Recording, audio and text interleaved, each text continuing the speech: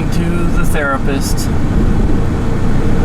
Gotta do my exercises, try and make myself feel better. My back, sitting on a block of ice as I drive. Do this every other day. This is moan day, so haven't seen him over the weekend.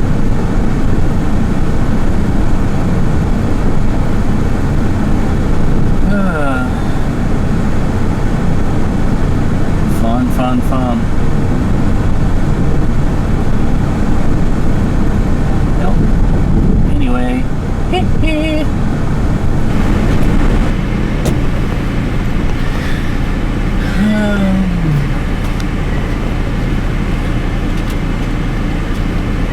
Just got done with my therapy.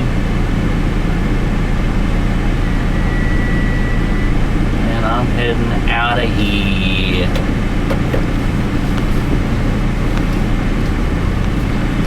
I think Cien is talking about going to see, take Jimmy to see Jim the Wonder Dog. Jim the Wonder Dog, well, you can't read it through the steering wheel. But, I'm wondering if, since it's Monday, a lot of museums close on Sunday and Monday. Which, unfortunately, a lot of people don't know until it's too late. They make plans and they realize, oh, the museums are all closed. You can't go out and do anything on usually Sunday. Monday sort of makes sense because, you know, museums want to be open on Saturday at least, usually through the weekend, and to give their employees time off, they'll pick the days that are just kind of like slow days for museum tours or whatever. But if you're a tourist, you have vacation days, and sometimes this certain set amount, you don't always get to pick them. You know, like what happened to us in New York City in 2005. We bought a pass, $100 each. Well, it was $60 each. And it was supposed to get us into all the museums and all the rides, you know, the tours at reduced rates. And if we went to a museum, we got to go to the front of the line and everything. The only day we could go out was a Monday, and everything was shut, so we wasted our money. We had very few things that we could go to. I think we were able to go,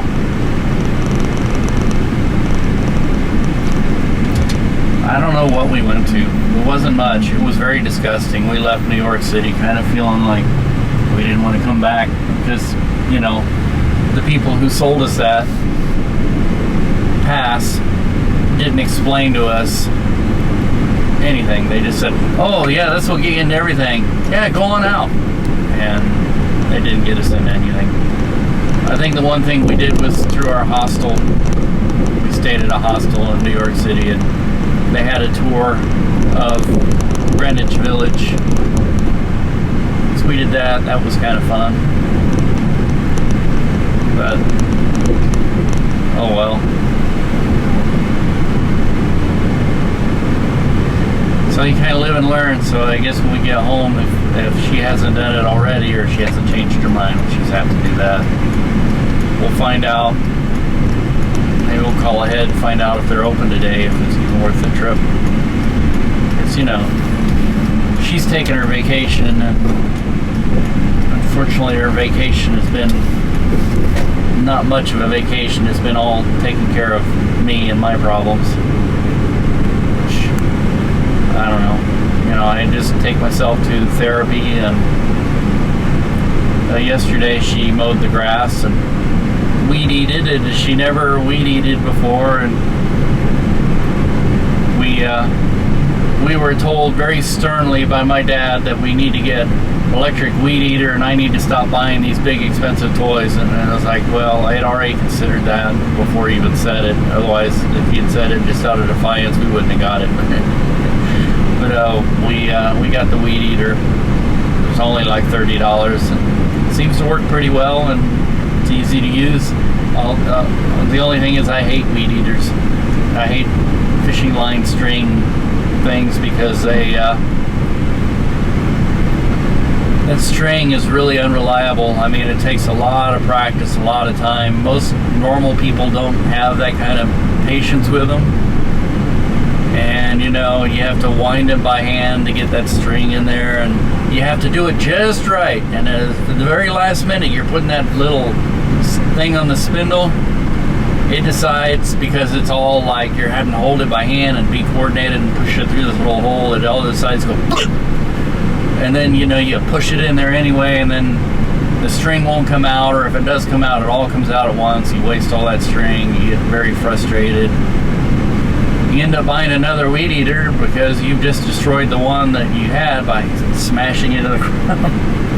I've never done that actually, but they are frustrating machines. It takes a lot to get used to them.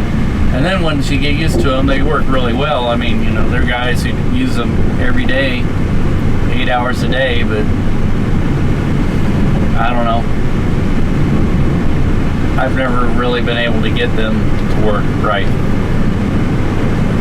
Well, anyway, you know, the rant. I'm passing through Line Creek area. We almost bought that house right there. But our experience with that was a realtor. We think there was some funky shenanigans going on, because we bid the exact price of the house, and the people who ended up getting the house, who we think were in there as we were coming in, underbid, as in they made an offer that was lower than ours, but they got it. And I think the reason they got it is they may have actually given the realtor some money, or you know, bribe, or the realtor was a buddy of theirs. But I don't think they were people who were buying the house to live in it. I think they were people who were buying the house as an investment. And you know, the garage door needed fixing, and every time I drive by that house, I look at the garage door to see how much money they put into it.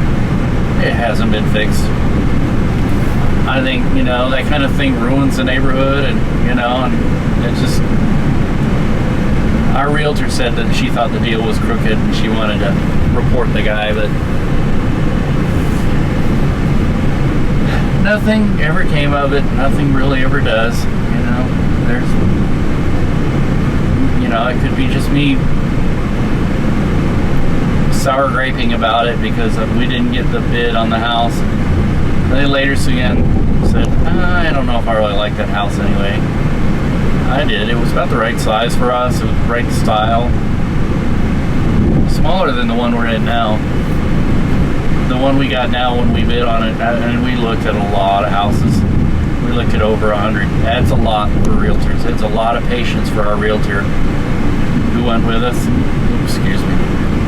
But when we got the one that we got now, she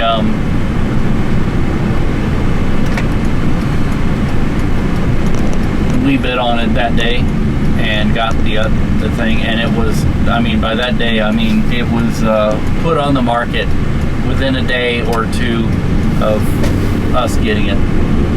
We walked into it, and both the realtor and my wife walked into the kitchen, which, you know, the kitchen is the most important part, and they both gasped with pleasure, and so we knew it was it. They fell in love on the spot, for better or worse. I mean, it's got a few problems, but what house doesn't?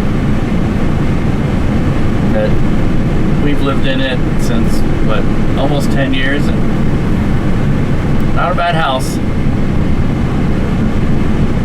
Well, anyway, I better make it a hee hee. Stop babbling.